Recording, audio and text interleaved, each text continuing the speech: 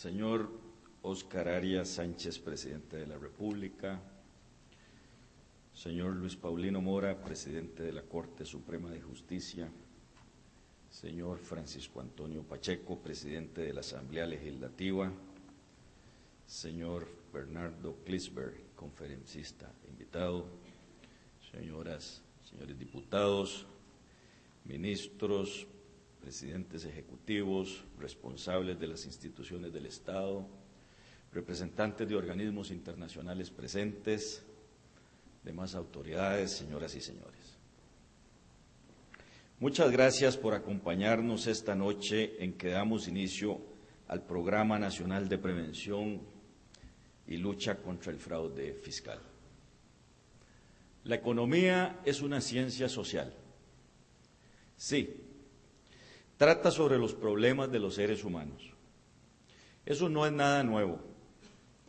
Lo que es nuevo es el paulatino abandono del hombre como centro de su estudio.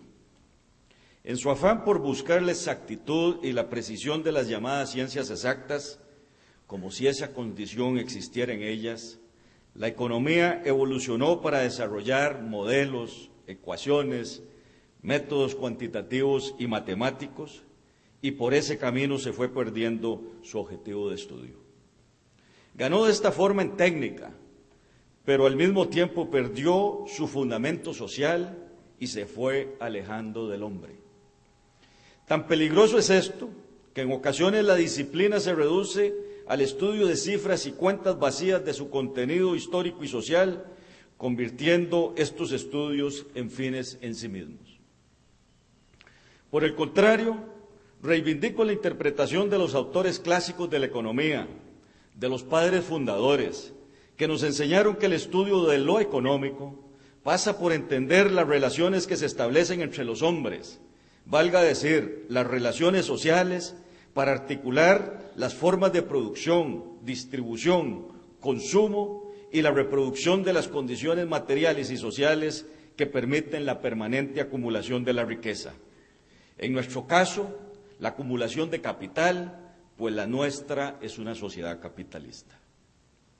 La economía de mercado es quizá el invento más completo que el hombre ha construido a través de la historia para producir riqueza, pero no necesariamente lo es para repartir esa riqueza. Más aún, en muchos casos los esfuerzos de crecimiento y creación de riqueza sacrifican enormes espacios de la sociedad, de la economía, de los recursos y desafortunadamente del ser humano, bajo formas de desempleo y destrucción de la naturaleza, por ejemplo. Frente a esa realidad, quienes estamos temporalmente en la función pública y no creemos en el darwinismo social, tenemos que entender que es necesario que el Estado participe en la economía, precisamente reorientando buena parte de los excedentes económicos que como un todo la economía está generando. Como el mercado es imperfecto y genera desequilibrios y desigualdades, se hace imprescindible la acción estatal sobre el ciclo de la reproducción para garantizar su continuo desarrollo. Surge así la necesidad de que el Estado intervenga por medio de la política económica, entendida como la acción del Estado en la economía, para orientar su desarrollo y el reparto de los excedentes. Si la economía es una disciplina social, la política económica también lo es, y debe incorporar en su diseño el análisis del poder.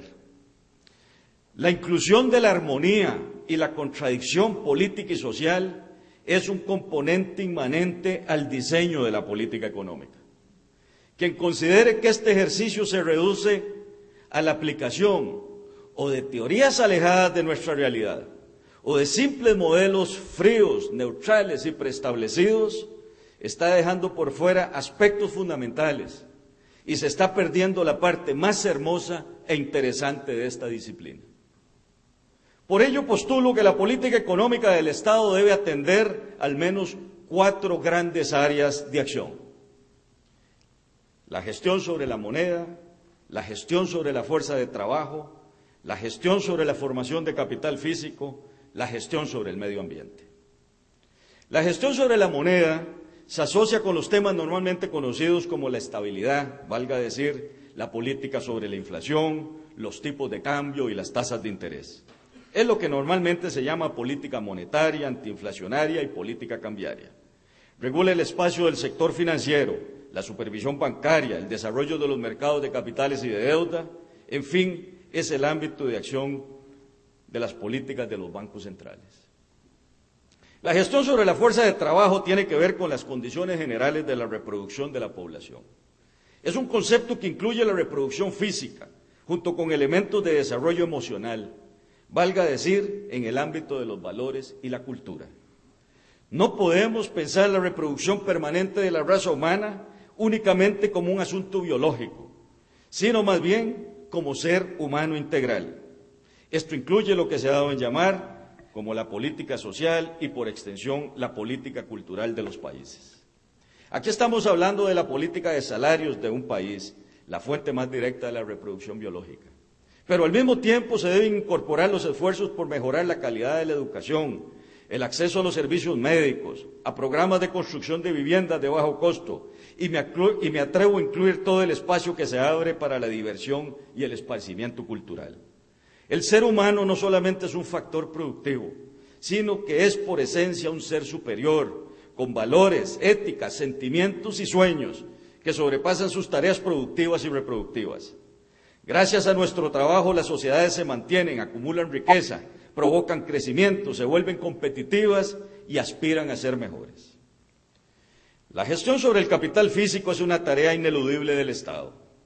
Hay actividades de inversión que si el Estado no las hace, nadie más las va a hacer. En algunos casos esas tareas deben depender directamente de la propiedad estatal, en otros casos no, y no siempre tiene que ser en condiciones de monopolio.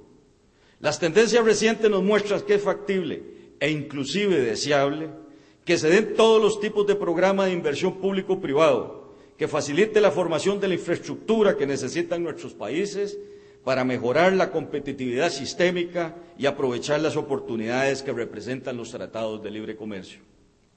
Si no se mejoran las condiciones de la inversión requeridas, seguiremos siendo países con costos de producción elevados y por tanto perdedores en el contexto del comercio internacional. Construir carreteras, puertos, aeropuertos, escuelas, hospitales, acueductos, servicio eléctrico, de telecomunicaciones, son obras necesarias y urgentes. Los países tienen que escoger si lo hacen por medio de la inversión pública directa o si lo quieren compartir con la iniciativa privada. Al final no importa quién dé el servicio, lo importante es que el servicio exista y que la población tenga los medios para acceder a los mismos. El peor de los mundos es pensar que solo el Estado debe hacer estas inversiones, que el Estado no tenga los recursos para hacerlas y que entonces el país pierda competitividad y los ciudadanos calidad de vida. Ante la importancia de este último aspecto, en los últimos años se ha dado un giro en la visión del equilibrio presupuestario, en el cual se acepta ahora la posibilidad de que existan déficits fiscales en la medida que éste corresponda a gastos de capital necesarios en los países. Y esto es más cierto aún ahora que nos acosa la crisis internacional. Por otra parte, también debe promoverse la conservación del medio ambiente y la política económica debe garantizar la sostenibilidad ambiental y el crecimiento equilibrado. La sostenibilidad es un concepto irrenunciable, cuya promoción no puede recaer de forma exclusiva en el Estado, por lo que deben alentarse y complementarse con esfuerzos de la iniciativa privada. La política económica entendida de esta manera integral permite avanzar en la mejora de las condiciones de la competitividad, lo que permitirá crear muchos trabajos bien remunerados y la reducción de la pobreza. Pero estos esfuerzos requieren recursos. Avanzar en la mejora competitiva obliga a revisar temas como el ambiente de competencia interno, el clima de inversión, los aspectos regulatorios, la calidad de la educación, las facilidades del comercio, de transportes y logística, el control de la corrupción, la capacidad de innovación nacional, el ambiente financiero, el acceso a la energía, las condiciones del mercado laboral y el ambiente macroeconómico.